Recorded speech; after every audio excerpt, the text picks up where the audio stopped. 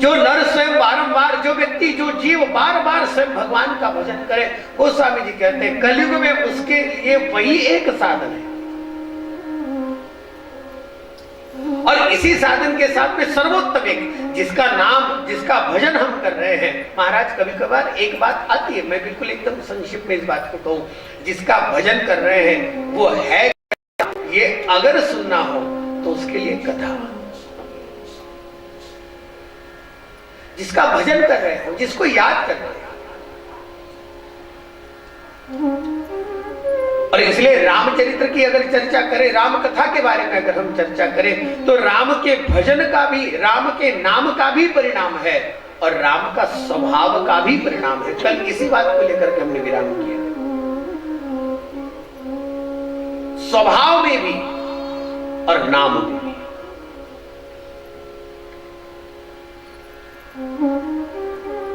भगवान गोस्वामी जी महाराज ने इन सारी बातों को लेकर के जो चर्चा की, राम कथा को श्रवण करने के लिए जब हम बैठे तो कथा का तो एक सूत्र होता है, मंगलाचरण होता है, उसकी एक भूमिका होती है। गोस्वामी जी महाराज ने उसी भूमिका को लेकर के रामचरित की रचना भी की। लेकिन जिस बात को लेकर के हम लोग चर्चा कर रहे हैं कि कलयुग में केवल भगवान के नाम का और भगवान की कथा के द्वारा ही, कथा के द्वारा ही स्वयं भगवत प्राप्ति है, कथा के द्वारा ही भगवत भजन का साधन सिद्ध है। ये राम कथा लिखने वाले स्वयं गोस्वामी जी महाराज के जीवन में भी उसी प्रकार का अनुभव है। इसलिए गोस्वामी जी बार बार इस बात को दोहरा, बार बार इस बात को। और एक बात और ध्यान में रखना, ये बात बार बार केवल संत दोहराते ऐसा नहीं, ग्रंथ भी दोहराते हैं। ग्रंथों ने भी इन सारी बातों को लेकर के बार बार इस बार का आग्रह किया है। और महाराज आप जानेंगे तो श्रीमद् भागवत के उत्तर भाग में स्वयं शुकदेव जी महाराज के भी मुख से एक बात का स्वयं वर्णन इस बारे में बार बार स्वयं चर्चा आई है। हरेर नाम केवलम, हरेर नाम केवलम। एक नहीं 3 बार कह दिया, हरेर नाम, यानी 3 बार भगवान के नाम की चर्चा, 3 बार भगवान का नाम कहा, लेकिन तीनों बार कहते हुए आग्रह किया है, आग्रह। और जब ये आग्रह किया ना, तब वो आग्रह कोई साधारण नहीं है। हरेर नामेव केवलम। भागवत के उस श्लोक को रामचरितमानस की चौपाई में एक बार और कहा गया,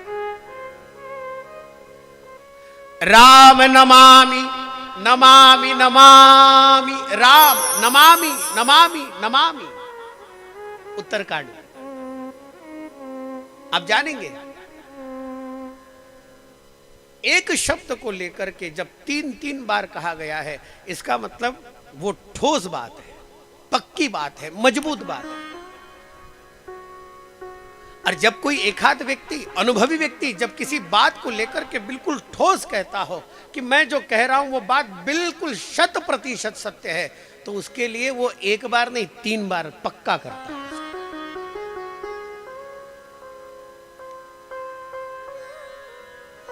अभी ये मौजमा, अभी ये कपास निकल रहा है ना, कपास निकल रहा है क्या? निकल रहा है? हाँ? अब आखिरी का समय है शायद। लेकिन जब गठाने बनती तब गठानों को बनने के पश्चात स्वयं मोजा जाता था। अब हमारे तरफ तो स्वयं जब उसको तागड़े में लेते थे, तो तागड़े में लेने के पश्चात जब एक बार कहते थे, अब पहला शब्द, पुराने लोगों का एक मेजरमेंट का भी हिसाब था। पहले बार में जब स्वयं मेजरमेंट लेते या फिर स्वयं गिनने की बात आती, तो पहले शब्द 1 से नहीं होता, राम, पहले शब्द आता राम, राम 1, बाद में 1 आता। अब गठान को जब स्वयं लगाया जाए तब गठान का मेजरमेंट तो दिख जाए, लेकिन पहली बार में जब उसकी कुछ पक्की की बात की जाए कि ये इतना ही किलो है, 1 kilo 1, 4 kilo 2, 4 kilo 1, 4 kilo 2, 4 kilo 3, एक ही गठान एक बार, लेकिन उसका मेजरमेंट बोलते समय पर 3 बार। किसी बात की अगर बोली लगाई जाए तो बोली लगाने के लिए भी पहले बार में क्या करते हैं? था ना, रिवाज है, अभी भी है कहीं कहीं। बड़े बड़े घरों की जब बोली लगती है तब 50 लाख 1, 50 लाख 2, 50 लाख ठोक दिया। तो अपने आप में वो बात पक्की हो जाती, 3 बार कहने से बात पक्की। इसका मतलब क्या है मालूम है? वचन यानी मुख से निकले हुए शब्द की कीमत थी। शब्द को स्वयं कीमत है। मैं आपको बिल्कुल सच में बताऊं, मुझे बिल्कुल इन सारी बातों को लेकर के एक चर्चा कहनी बहुत आवश्यक हो जाती है। मनुष्य जीवन में उस शब्द की कीमत होती थी, आज वो नहीं है, इसलिए राम कथा सुननी पड़ेगी।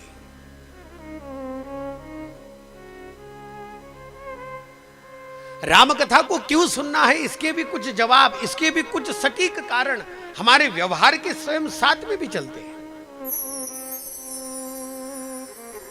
अधिक महत्व न कहूं, लेकिन मैं आपको एक बात बिल्कुल अवश्य कह दूं, राम कथा को सुनने से मनुष्य जीवन का व्यवहार शुद्ध होता है। जिसका व्यवहार शुद्ध हो जाए उसका चित्त शुद्ध हो जाता है, और जिसका चित्त शुद्ध हो जाता है वो भगवान का अत्यंत प्रिय बन जाता है। क्यों? निर्मल मन जन सो मोहि पावा। मुझे वही प्राप्त कर सकता है जो जिसका मन निर्मल हो जाए। और निर्मलता केवल भजन में नहीं, कर्म में भी।